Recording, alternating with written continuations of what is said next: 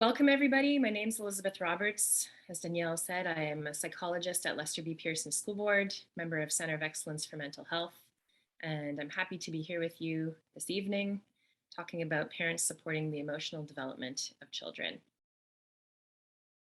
So what I'm going to talk about today, first I'm going to start by talking to you about emotion regulation, which is basically our ability to make sense of and understand our emotions and to manage them.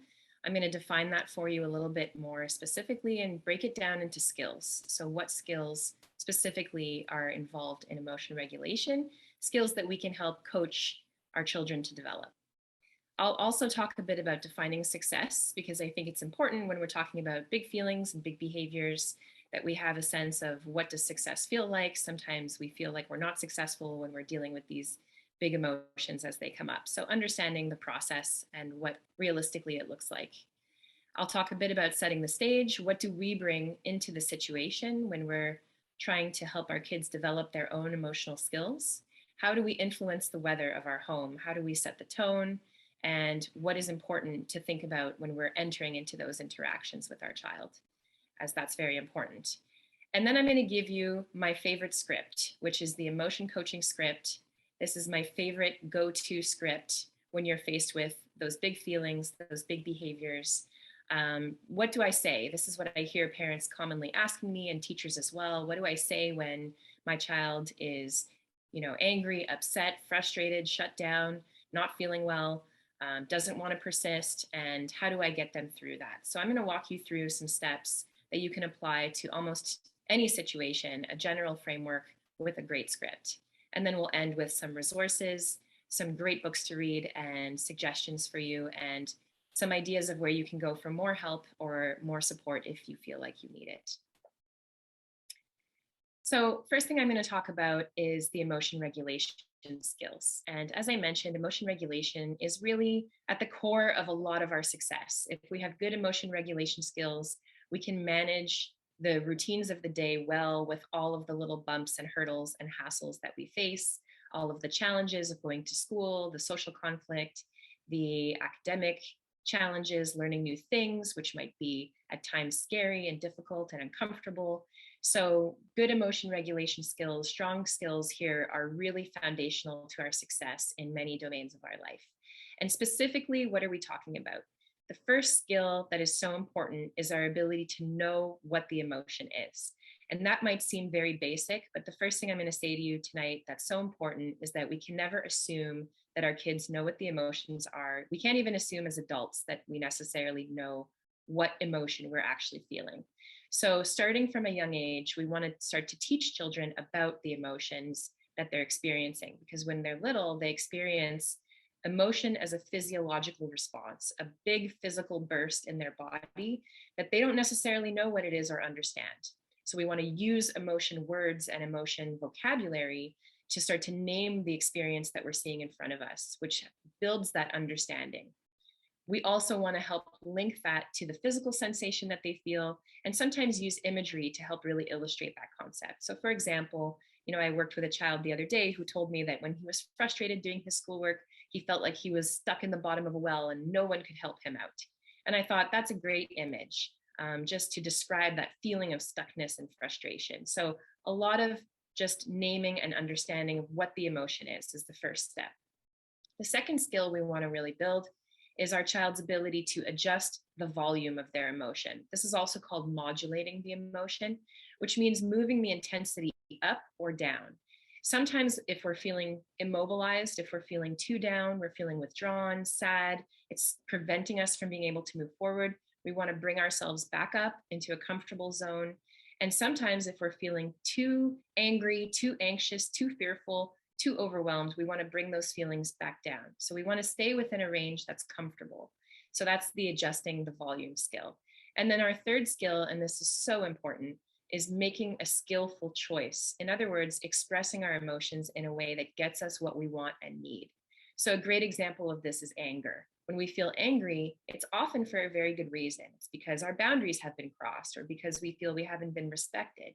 But when we feel that feeling and then we react with aggression towards others, if we yell, if we counterattack, if we start to become blaming, Well, that often doesn't get us the respect that we want and hope for. It doesn't get people respecting our boundaries.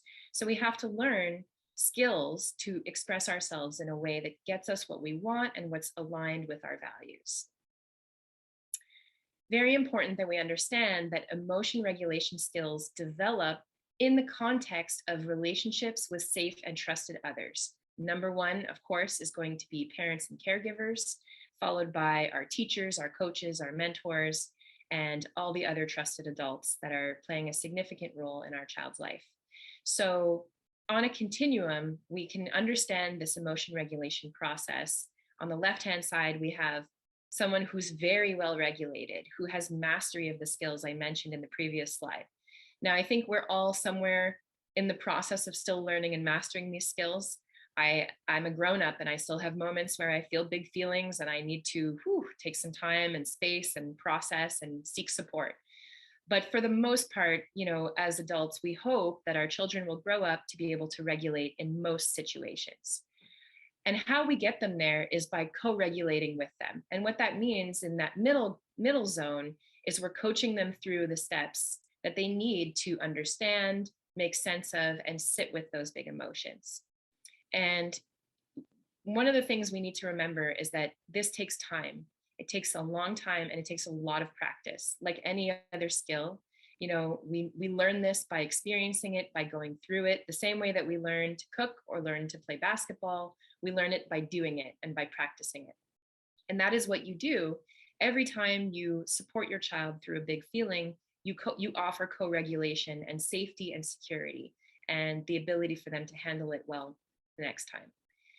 Sometimes our kids experience dysregulation. Sometimes we experience that too, where our child has simply gone offline. Their thinking is offline, their big emotion has taken over. And in those situations, we really just need time and space to restore safety and then bring them back online so that we can then engage in the co-regulation process again, which is that coaching piece that I'm going to get to with the script. So you can think of it along this continuum.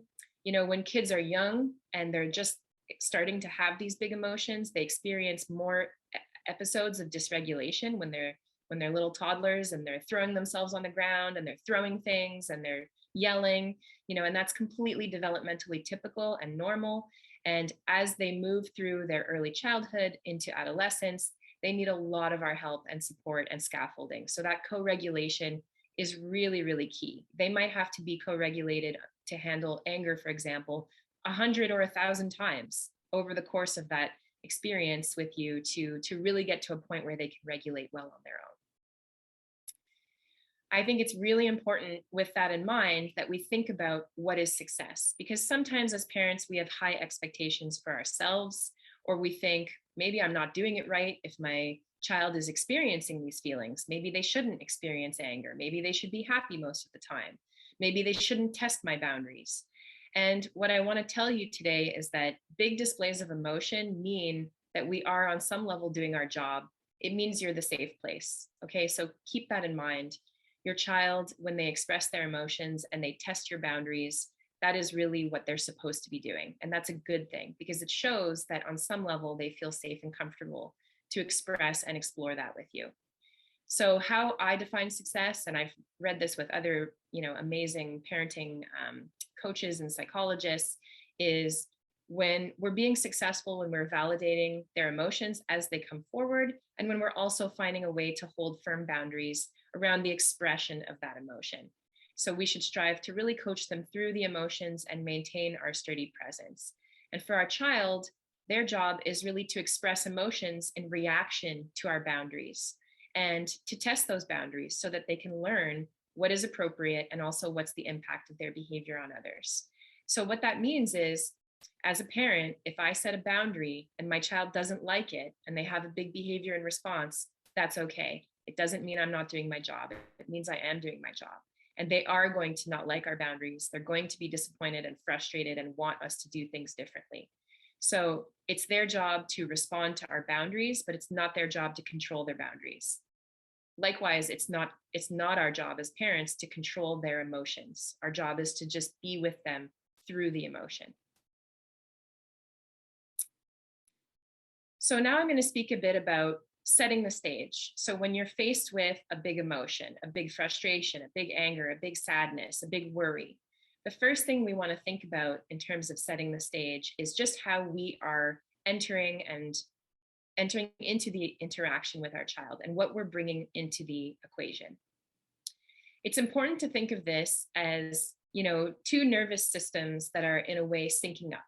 So if you remember that an emotion is a big physiological response, what helps to co-regulate in that storm is our calm and our presence. So just concretely, what does that look like? It means, first of all, tone is very important. And as I've written here, low and slow is safe. It feels safe. So I like to recommend the 30% rule.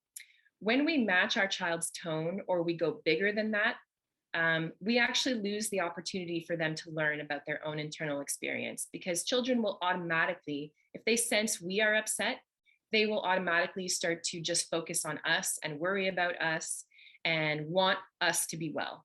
Okay, so 30% is a good rule in terms of reflecting and validating what they're going through at a lesser intensity. So maybe we're going to say, yeah, that is really frustrating. I can see you're really angry and upset.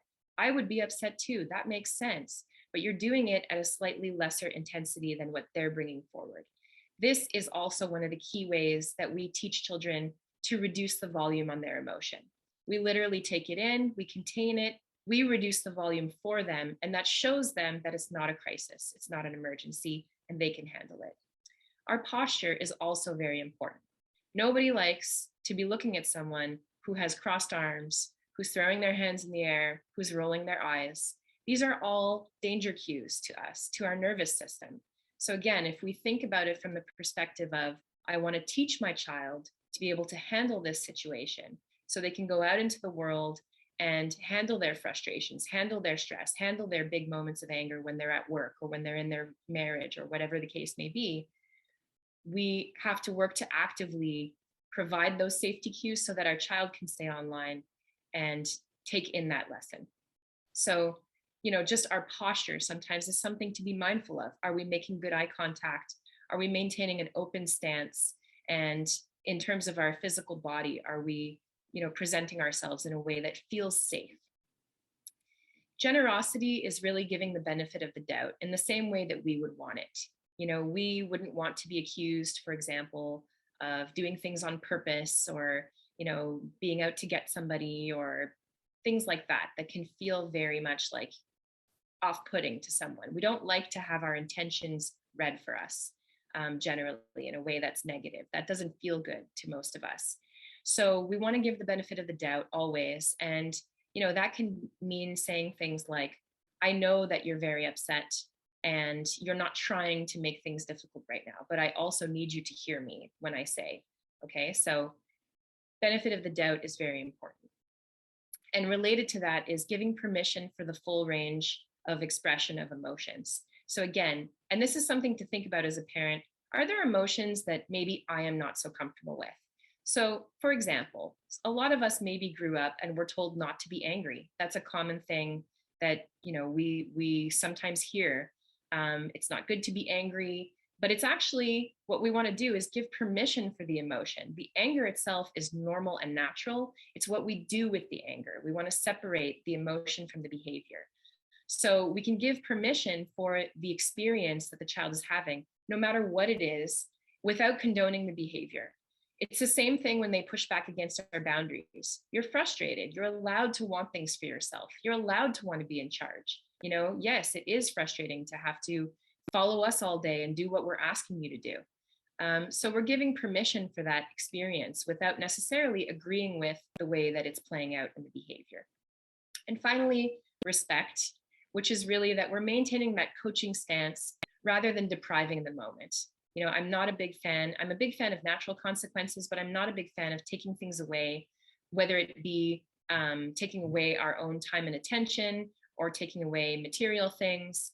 It just often doesn't lead to the skill change that we're looking for. Now, that's not to say that there isn't a time and place when a child needs a reset and needs to, have a natural consequence. Maybe they're not in a state where they're able to go to the party or able to go out to the outing because they're too dysregulated, and that does happen. But in general, taking things away doesn't really coach those skills. So I advise you to think about that in terms of your practice. And another thing I want to say, which is very important, is that you're human and you don't have to be perfect. You don't have to get it right 100% of the time. You don't even have to get it right 80% or 60% of the time. In fact, the research has clearly shown that when parents are attuned to their child's emotion, they only need to do it 30 to 40% of the time to have a really significant and positive impact. So what this means is if you are overwhelmed, if you are tired, if you are stressed, if you just don't feel like you have the time, energy, patience to have that conversation right now, you can absolutely give yourself permission to pause, take care of yourself, and do it when you feel you're available to do it. Okay, so that's very important. We don't have to be perfect. We just have to be good enough. So now I'm going to walk you through the emotion coaching script. Now this is based on the work of John Gottman. I cannot recommend this work enough, and I'm going to reference the book at the end of this presentation. And really what this is it's a framework for responding to all of those big emotions as they come up: sad, angry, frustrated, embarrassed, whatever the case may be. And you can follow these steps from start to finish. When your child is in that state where they're having emotions and behaviors that are significant, but they haven't lost it yet. So what I mean by that is, if the child is at the point of really being in danger to themselves or others, then really we need to step in and contain and provide time and space and just basically not make the situation worse by trying to talk or trying to fix things. That's not really the time. But if we can catch our child on the way to that, so when they're in that mild to moderate range, they're escalating, they're getting frustrated, they're getting angry, they're getting upset, that is a great opportunity to use this script. And the other time is after the meltdown. So if your child has gone too far and they've lost control, and we've used some time and space and some support to just reestablish safety and bring them back online, then we can go back to this after the fact and have a discussion with them that follows these 3 steps. And it's very important that we play the tape from start to finish. And I'm going to tell you why. The emotional brain, the dysregulated brain, does not respond to reasoning and to coaching. I'm sure this will make sense to you if you think of yourself when you're having a feeling of your own and you just want someone to understand and be compassionate and empathize with you. That's the first thing we all want. And that's the reason we want that is because our emotional brain is very activated. And the emotion brain only responds to emotional understanding. So when we try to reason and to coach too quickly, when we jump into problem solving mode, we hit resistance right away. And, think about this from the perspective of what's the first thing we do when we don't feel heard? We just talk louder. That's what we do. So the first thing we're going to want to do, the first step, is to really validate our child's experience and to empathize with them. And this is a very critical skill, which is harder to do than it may sound like. But it's very important because it soothes the dysregulated brain. So it brings the child back online and available to us to then have that conversation. Then once we've done that, we can very succinctly set our limit, where we're stating our boundary in a matter-of-fact way, unemotional. We've brought our child back online, and now we can say matter-of-factly what's appropriate and what's not appropriate. I'm going to give you specific examples of this in a moment. And then finally, our third step is the coaching piece, where we're really helping them and talking through how they're going to handle things differently next time and prompting some reflection. Again, think for yourself, where do I tend to go? What's my comfort? Because most parents will do one or the other. They will either be very strong at validating, but then they don't necessarily have that conversation of how to coach and problem solve and what to do differently next time.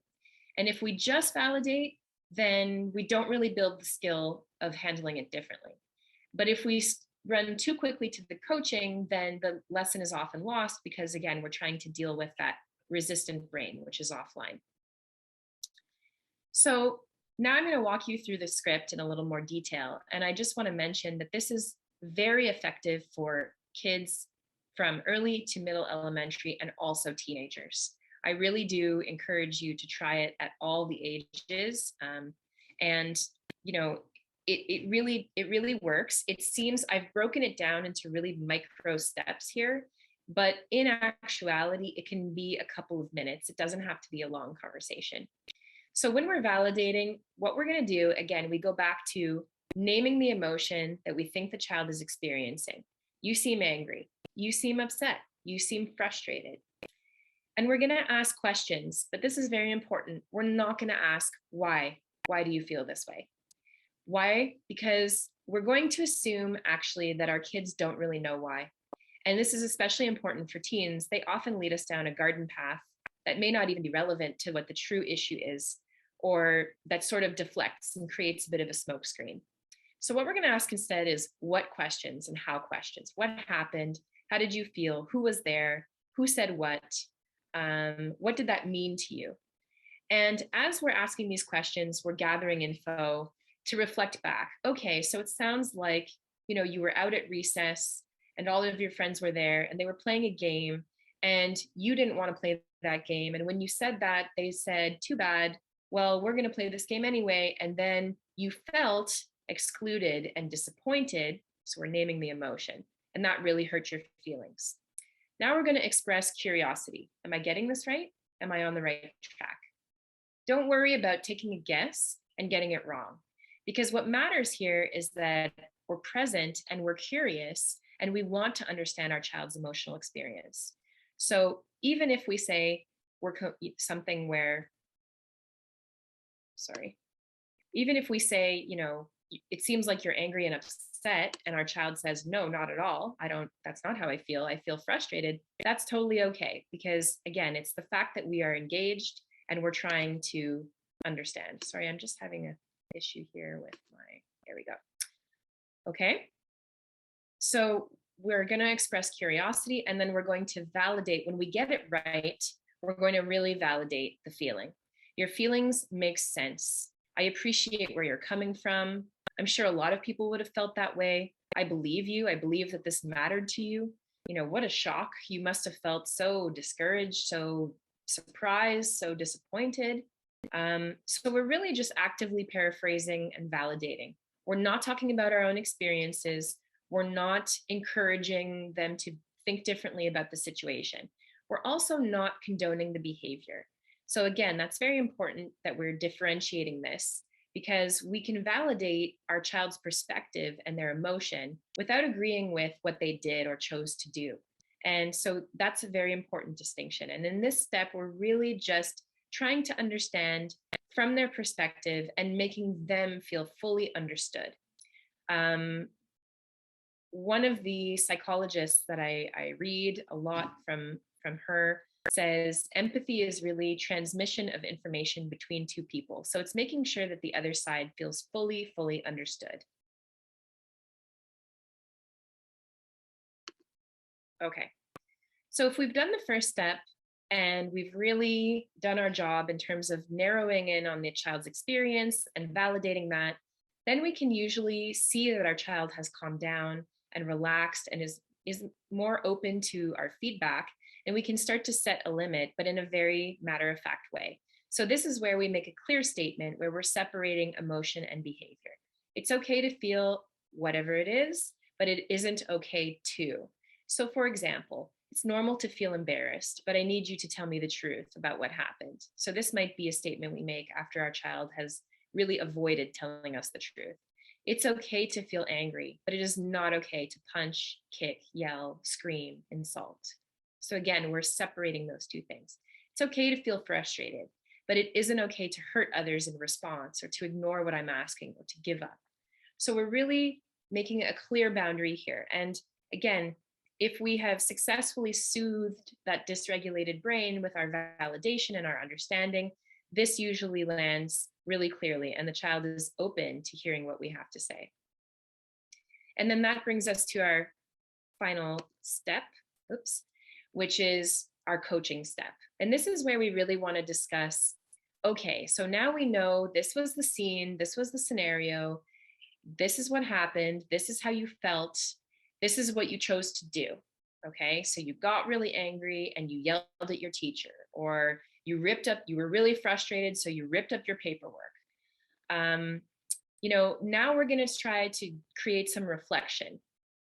What else could you have done to handle this feeling or this problem? What are the pros and cons of different ways of handling the problem? So, thinking about the impact of the behavior on the child themselves, on other people in their environment. So for example, I ripped up my paper. Now I have to do it again. And my teacher was frustrated with me. And, I had to stay in for recess because I had to fix it. Okay, so those are some cons to the choice. What would be a different way that you could have handled it? Could you have asked for help? Could you have used your words to say, I need a break, I'm overwhelmed, I'm frustrated? Could you have used a strategy here to self-soothe, something that works, that you've maybe practiced with your child? And in terms of those strategies, you want to really explore that with your child and figure out what works for them. So for some kids, breathing works really well, or muscle relaxation. For others, it might be having a mantra or having a card with them at their desk that is a reminder of the people that support them and care for them with little notes. Something that they can have that is realistic for them to take with them or to use in a moment of stress. So we really want to prompt them to reflect. What can you say and do next time you feel this big feeling? Can you ask for help? Can you say what you need? Can you take a break? Can you use a strategy, or can you speak to someone? Those are all great options for things you can do when you're having one of those big feelings. And your response that you chose in this case maybe didn't really get you what you want. You didn't really get the help you needed. You didn't get further along in managing that social conflict. So I'm going to walk you through a sample scenario, one which may resonate for you or maybe not, we'll see. But basically, I want you to imagine that your teenager comes home and basically doesn't want to speak to you, comes inside the house, storms upstairs, throws their bag down, and then comes downstairs for a snack. And, you say, hey, are you okay? You seem a bit angry. And they basically scream at you and say, I don't want to talk to you. You're the worst parent ever. And that's it. So something like this, again, first thing to remember, take a breath. It's not personal, and even though it probably feels very personal, but this is our child's signal of distress, right? This is their way of saying, I don't have the skill right now to handle this big feeling, this big frustration, and this big stressor. And even though I'm lashing out at you because you're my safe place, remember that, right? The expression of emotion is coming out because we are the safe place. I need help making sense of this, tolerating this, and knowing what to do. That's what's really important. So if we go back to our emotion coaching script, the first thing we're going to want to do is really validate. You're angry. I can hear your angry tone. You're stomping around. You're angry and upset. I'm sure you have reason to be angry. I want to hear what's going on. And then let's say we get a little bit of information, what happened, how did this play out? And it ends up being something where the student felt very disrespected, very, unheard, maybe by their teacher, maybe by their peers. And we can say, I understand, I believe you. You felt disrespected and you want to be respected, and that makes sense. Most people want that. I would feel angry too. That is a very frustrating and difficult situation. That's tricky. So we're validating and we're trying to really bring that child back around and, contain that big emotion. We can also set limits, again, around the way that is expressed towards us. It makes sense that you're angry, but it's not okay to yell at me and to throw your books. Okay, the words and the tone that we use have an impact on other people. So here we're doing a little bit of coaching towards a more assertive, more appropriate way of expressing, right? We don't want our kids to grow up and do this in their marriage or do this as parents. We want them to be able to sit with that, as uncomfortable and frustrating and upsetting as it is. We want them to be able to know what they need to do to kind of sit with it and tolerate it, and then make a choice that really gets them what they want. And that's where we move to our next step. Next time you come home angry, please feel free to tell me what's making you angry, or take a break for as long as you need. I want to speak to you even when you're angry.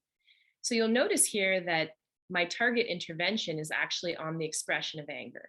And really the goal is to set up a respectful interaction between the parent and the teen.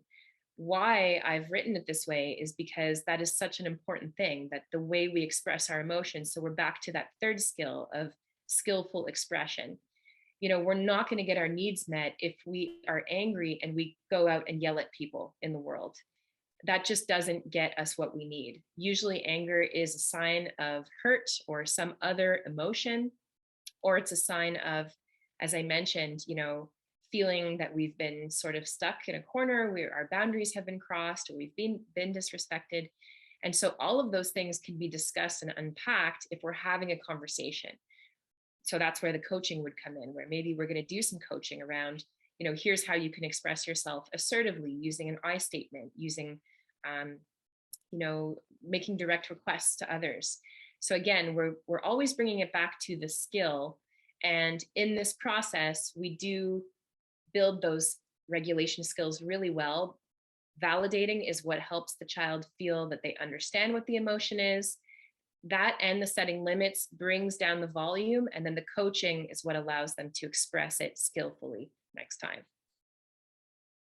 Now I realize this might sound like a simplified version, but hopefully it's giving you sort of a sense of what the formula can look like and sound like. Just some thoughts as I wrap up here. In terms of what we want to coach for different emotions, emotions have different urges or behaviors that tend to go with them in general. Now, this can be specific to your child, depending on how they experience emotions and what they tend to do. But for the most part, when we feel angry, our initial impulsive reaction might be to basically counterattack or to lash out. And what we want to coach here instead is really assertiveness is very important. So being able to really describe how we feel with an emphasis on our own experience and to ask for what we need directly from people. And if that's not possible, it's to either gently avoid or to be kind to the person who's making us angry, which has a paradoxical effect of just kind of diminishing the anger. When we're talking about really significant sadness, oftentimes the urge is to withdraw or to shut down. And what we want to be coaching here is really seeking support and being with others and getting active as a way to sort of shake that sadness through. If we're nervous and we're scared, often we want to avoid, and we need to do the opposite. We need to avoid avoidance. We need to face our fears and find a way to keep going. So that's what we want to be coaching. When we're frustrated, typically we want to quit and we don't want to persist. And that is exactly what we need to coach, is persisting, continuing, finding a way to power through no matter how frustrated we get. That is what's going to get us far. And finally, when we're embarrassed, we've made a mistake, we're ashamed, maybe we're feeling that we're no good and we just have messed everything up, we really want to coach our child to find self-compassion and to be gentle with themselves, to accept their own mistakes, to see them as an opportunity to grow, and to understand that everybody makes mistakes and that's normal and healthy, and it is a big part of how we move forward and develop.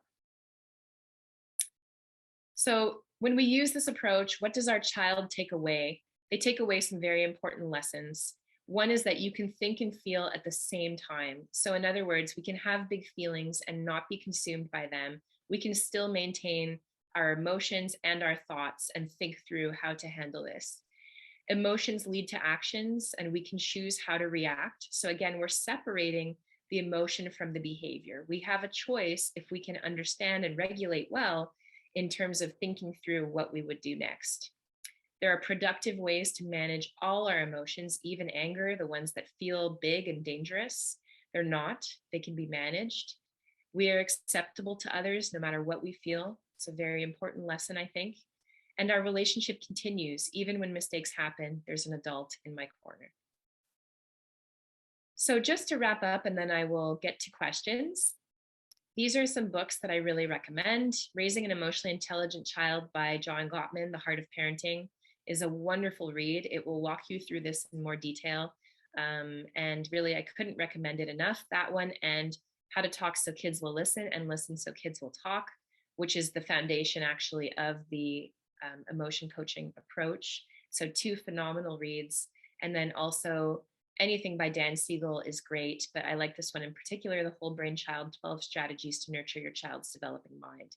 They are chock full of tips and tricks and, just ways to reflect on the situations that you're faced with, because it can be quite challenging and sophisticated the way our kids come at us sometimes with these big feelings. So I really recommend them. If you are feeling in need of more support, I have a list here for you just of more resources. If you feel that you're really concerned about your child's emotional development, you can always approach your CLSC, your child's pediatrician. I really recommend speaking to your child's school team to get more information about how the emotions might be presenting during the day and what kind of supports might be available. And then I've also included here just other organizations, ME Quebec, the Canadian Mental Health Association, our website for the Center of Excellence. If you'd like to find a private psychologist, there's the order information there, and suicide action. So I really want to thank you very much for your time and attention. And the next portion of our time together will be questions. I have a few questions that were sent in advance, so I will go ahead and get started with those. And if you have other questions, I think Danielle, you said you can put them in the chat. Is that correct? In the chat, or? Yes, please type any questions you have in the chat. Thank you. Okay, super. So one of the questions that we received in advance was, my daughter has Asperger's. How can I help her emotional development when she won't talk about her emotions at all? So I do want to say that just in general, I would recommend that you speak to someone who does specialize in Asperger's and autism spectrum disorder, as I do recognize that there are some specific tools and techniques that might be very relevant to that population. But I will say that in my experience working with people who have Asperger's and other forms of autism spectrum disorder, the same process that I went through today with the emotion coaching is very helpful. However, maybe we would limit our words, as I know sometimes when we're loquacious, when we talk a lot, that can be maybe less well received. But for students like this who won't talk about her emotions at all, and for other children who won't talk about their emotions, I hear this a lot from parents of teens, especially. One of the things we can do is we can talk about our own emotions as parents and use ourselves as a model of regulation. So talking about situations that come up in the day that are not crisis situations, but where we experience, a mild to moderate amount of stress or frustration or anger, we don't have to hide that from our kids. We can talk about, I was in a meeting and I was having a disagreement with my colleagues, and that was frustrating, and I really wanted us all to be on the same page. Or I am feeling very stressed because I have a lot going on at work, and here's how I'm going to cope with it. Here's what I'm going to do. Sometimes as parents, we have a tendency to not share our feelings because we want to protect our kids from that. So I would say there's a value to that, and that we don't want them to see us out of control necessarily if we can help it. But there is a value in sharing how we feel and how we're coping with it, to give them a message of hope and really that model of regulation, as I mentioned. So hopefully that gives you some ideas to run with in terms of a child that really won't speak right now about their emotions. We got another question about how do we support when my son is 16 and constantly has his phone in his hands? So again, it's a similar question to the previous one in terms of, this is maybe a child that's not really willing to talk or wanting to talk or engaging in the conversation.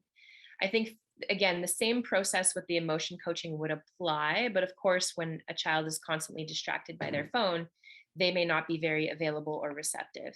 I would suggest having a healthy routine around the phone use and trying to really pay close attention to any triggers that you see throughout the week, to try to think about, becoming almost like a detective on your own child and looking for those cues of any mild to moderate frustrations or stresses that are bubbling up, and then approaching with curiosity and a lot of validation. Our teens will often open up if they feel heard and understood, and that we don't have an agenda. So if our agenda can be just to listen and to validate, that often goes a long way. There was a question that says, what's the best way to help a child 7 to 8 years of age who seems to have good emotional control until they reach a breaking point and they explode? So I think here, what I mentioned previously about the emotion coaching is really that we want to use it up to that point where they explode. And then once they've exploded, what we want to think about is, okay, they're offline now. To me, they're in a state of dysregulation. So I can't really fix the problem, but I can provide time and support while they restore adequate self-regulation themselves. So really, when our child has exploded, it's time, support, and space. Sometimes I say to parents, just try not to make it worse. Okay, that can be the guiding framework. We're just containing at that point. But once our child has calmed down and they are out of the explosion, to then have that conversation after the fact where we clearly go through that story with them. So think of it like a storytelling intervention almost. What happened? What was the situation? Where were you? Who said what? How did you feel? So we set the scene. What was the emotion? What was the meaning of the situation for you? And what did the emotion tell you to do? So again, we're trying to get at that link between the emotion and the behavior. So you were coming in from recess, you were playing with your Pokemon cards, the teacher told you to put them away, you got really frustrated and upset because your friends love the cards and you've been feeling a bit on the outs with them. Finally, they were giving you that good feedback. And then your teacher comes along and tries to tell you to put these away. And you felt very frustrated and disappointed and you threw the cards all over the hallway. Okay, so we're really lining up for them in a sequential way. This is what explains, this is the story of the big emotion. And then having that coaching conversation. Okay, the feeling makes sense. I get why you were frustrated and disappointed. Well, what could you have done differently? How could you have handled it differently? And other than throwing the cards. So that's what I would recommend, is really having that conversation after the fact. And the last question that we received in advance is around support for a child who is in foster care. I really appreciate this question because I am sure that, this presents with its own set of difficulties. Children who are in foster care have often experienced great difficulties before they become placed in foster care. And just being placed in foster care in and of itself is a form of attachment trauma because of the change of caregivers, right? That's a very difficult thing for a child to go through before they've ever even landed in your care. So I would say that it is really the same process that I would recommend, but maybe with a special attention paid to the way that we say hello and goodbye and times of connection, because for a child who's experienced a change of caregivers, that might be a big source of concern and stress. And so anytime we have rituals around saying hello and goodbye, that can help to alleviate that distress a little bit. And maybe having, what psychologists call transitional object, which is basically something for them to hang on to when they're apart from us. And that could take a number of forms. It could be a little token, it could be a note, something special, just to give them a felt sense of us when we're not together.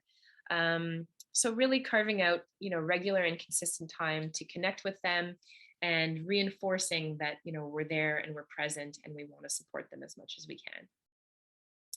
So I hope that was helpful in terms of the questions we got in advance. And Danielle, are there more questions from the chat?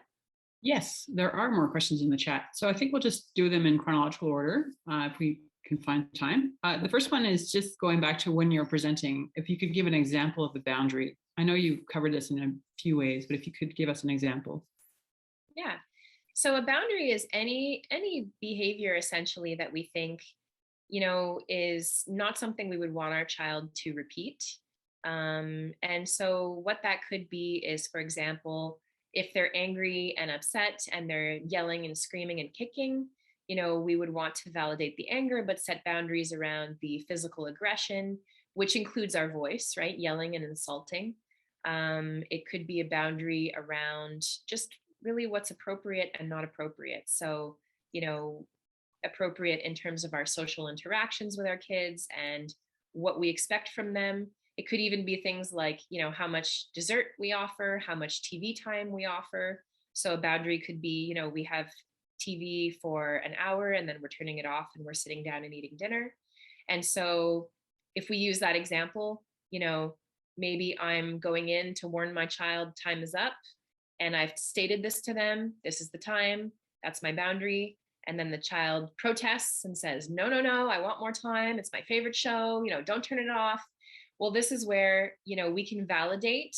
I can understand you're disappointed. I know you love your show. It'd be great if we could watch TV all day, and I get it. So we're validating. But, I'm here to make decisions for you to keep you safe and healthy, or that's my decision around what's okay for screen time in a day. And so now it is time to turn it off. You're allowed not to like my choice, but that is the boundary. So we're maintaining that boundary while at the same time validating their feeling. Thank you. The next question is about how do night terrors fit with emotions and anxiety, and how can we help a child who's experiencing them? That's a really good question. I think that night terrors can be an expression of stress and emotion throughout the day. But they're also something that tends to happen developmentally to a lot of kids that we don't fully understand why. And so I think that the best thing we can do really is to have our solid bedtime routine in place. And if the child is available to speak about what has occurred, then I would say if they remember it, because they don't always, but if they do, then just to really validate and sort of explore for them what that experience is like, and to validate it, that it's probably scary and upsetting. But at the same time, we're going to maintain our same sort of routine and ritual around bedtime. The routine in and of itself is the most reassuring thing that we can offer when it comes to night terrors. Next question is, are there any strategies that can be used with teens with very low self-esteem who is very influenced by peers? Mm-hmm. Yeah, that's a great question. So one of the things I often see with teens who are very influenced by peers is validation seeking from peers, right? So they want their peers to tell them that they look good, or to validate that they're good and important, and that they, basically they want the validation externally as opposed to feeling good within themselves. So to me, that's a skill we would want to coach. So for example, if we see that our child is feeling really down and maybe they're not having a very good day, and it's self-esteem related, I would use the same script. So I might say something like, it seems like you're having a day where you just feel like you're not feeling very good about yourself. We can validate that feeling. It's not a good feeling. And it does happen to all of us that we have days where we think, ugh, I really missed the mark. I just feel like maybe today nothing I did was right. And I just don't feel good about what I've done. That's a hard feeling. So first and foremost, I would validate that. And then if we think about the limit setting step, this is what a tricky one, but I would still recommend it, that we might say something like, I understand why you feel that way and you're not feeling great about yourself. At the same time, it's important that, you don't let that sort of take over, because no one is all bad and no one is all good. We're all just in a process of learning and improving on things. And then in terms of the coaching, I might ask something like, what do you think? So I would reflect it back to them. When you're in that feeling of feeling not so good about yourself, first of all, how do you know that you are doing things well? Like, what concretely can you say you're doing well? So for example, what does a good student do? A good student shows up to school, tries their best, pays attention, asks for help. Are you doing those things? Yes or no? So we're putting the emphasis back in their court to think and reflect on, what are my good qualities? What kind of a friend are you? Are you a friend that cares about their friends? Are you someone that shows kindness and support? Are you someone that's there? Are you consistent? Are you reliable for your friends? And get them to be the judge of themselves. Okay. And then again, using questions to reflect back to them. and say to them maybe something like, I'm not so interested in what your friends think about you, and I'm not even interested in what I think about you, because what matters most is what you think about you. So what do you think about how you handled your day, how you're doing in school, how you're doing with your friends, and get that reflection going on their side so that they can develop more of a sense of self and more of a sense of esteem, really, about, what am I good at? What are my skills? What are my abilities? Yeah, I think that's what I would recommend. There's a couple of questions about younger children, but I'm going to finish with the teen questions together. This one's also about teens. So it says, when using ourselves as a model for discussing emotions, when our teenager won't discuss their emotions, Yes. how do we know the depth of what exactly to share? Can you give another example, please? Yeah, that's a great question. So again, I would feel comfortable to share daily stuff. Stuff that's frustrating, annoying to you.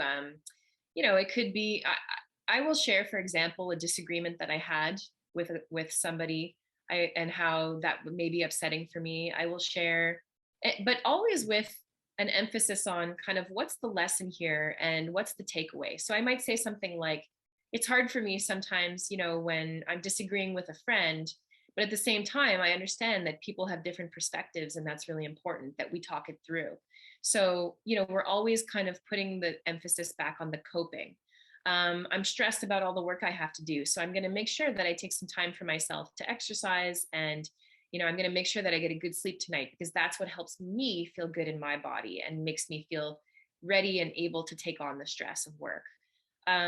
Sometimes when it's a deeper issue, I would say specifically with grief, sometimes we worry as parents, should I share this? If, for example, my dad died and it's very hard for me to talk about and I tear up, that's okay. It's okay to share those emotions that are real, that are authentic. And again, we just want to make sense of it. It's when parents have big feelings and they don't share it, our children often know, right? They perceive it, they feel it, and it's actually leaving them in a bit of mystery to not address it. So I would encourage you actually to share as long as you're in control of yourself. So what I mean by that is, as much as possible, that we haven't flipped our lid, that we're not in a state of dysregulation, that we're not yelling and screaming or sobbing hysterically, then it's probably okay. And it's probably, if we can find the lesson in it, then it's probably fine. Thank you. So now we're going to talk about younger children. I'm going to put two questions together. When my 5-year-old child is very angry and upset, hyper, whatever I talk to him, it makes him angry more angry. He doesn't want parents to see him, nor does he want us to talk to him. In that case, can parents leave him in his room to calm down? Not necessary to validate soon. He usually plays alone in his room for 10, 15 minutes. And when he calms down, he comes out from his room. That's one question. Yeah. And then the second question that I'm going to just put together is, at what age should children be able to self-regulate their emotions? My child is approaching 6 and still has temper tantrums. When he is angry, it can get very scary. Yeah. Oh, that is not easy. So I would say at 6, that's still within the range of developmentally typical. So that's to be expected. And in terms of the regulation skill, I'm not saying I feel for you. I'm sure that that's not an easy situation, but we still will see a lot of big expressions of anger and emotion at that age. And in fact, we will see it right into adulthood. It's just that the way it's expressed typically changes. So in terms of the regulation ability question, it's an ongoing process that our kids need to learn. As they get older, the triggers get different and the way they express the emotion changes, but they're still learning to regulate all the time. So, give yourself some grace there if you feel your child is not where they need to be. You're still very much in the game, and you can still teach and coach this skill and be intentional about it. The question around letting the child play in his room, I think if your child is really avoiding and doesn't want to have the conversation, and having 10 minutes in their room or 15 minutes to play helps calm down, That's okay. I think that's following your child's lead. But I will say that if we think back to the conversation of the 3 steps, I'm just going to load it again just to have it here. Can you guys see that with the steps 1, 2, and 3? Yes. Okay, thank you. Sometimes our kids don't want to engage in the conversation because they feel embarrassed about what they've done, or they feel uncomfortable admitting that they've made a mistake.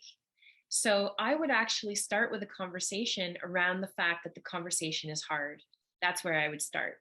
I would say something to him after he's had his playtime and he's calmed down.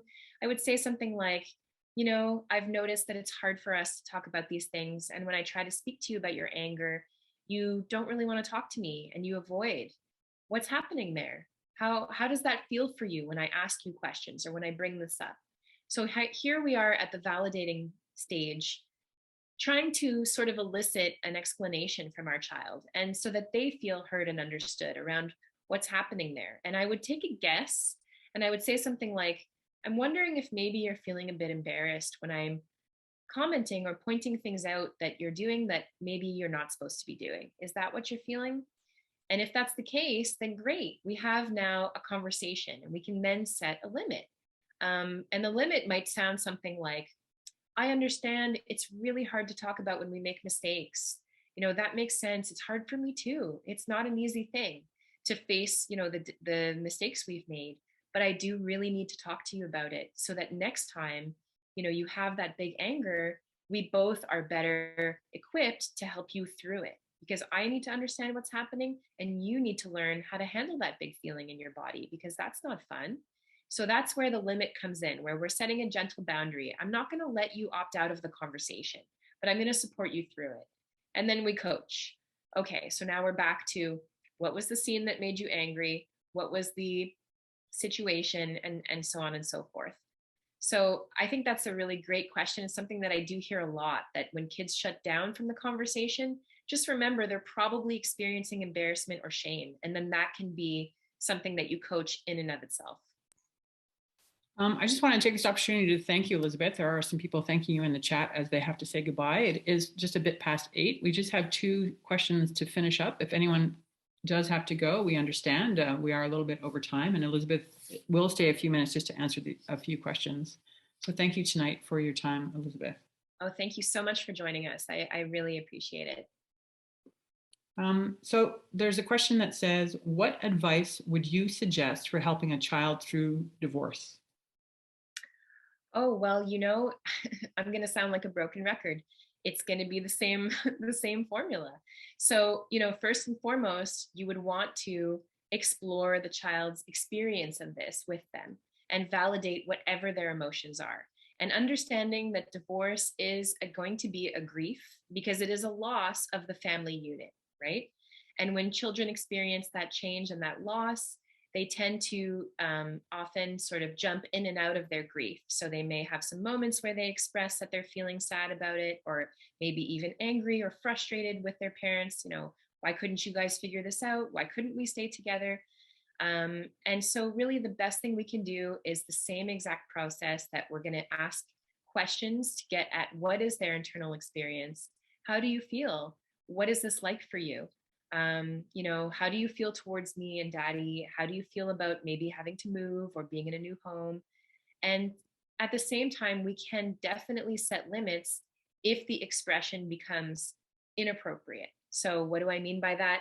I understand that you're angry and frustrated with us, but I won't let you insult us. I won't let you hit. I won't let you, say mean things, but I'm here for you. I want to be near you, even if you're angry and upset.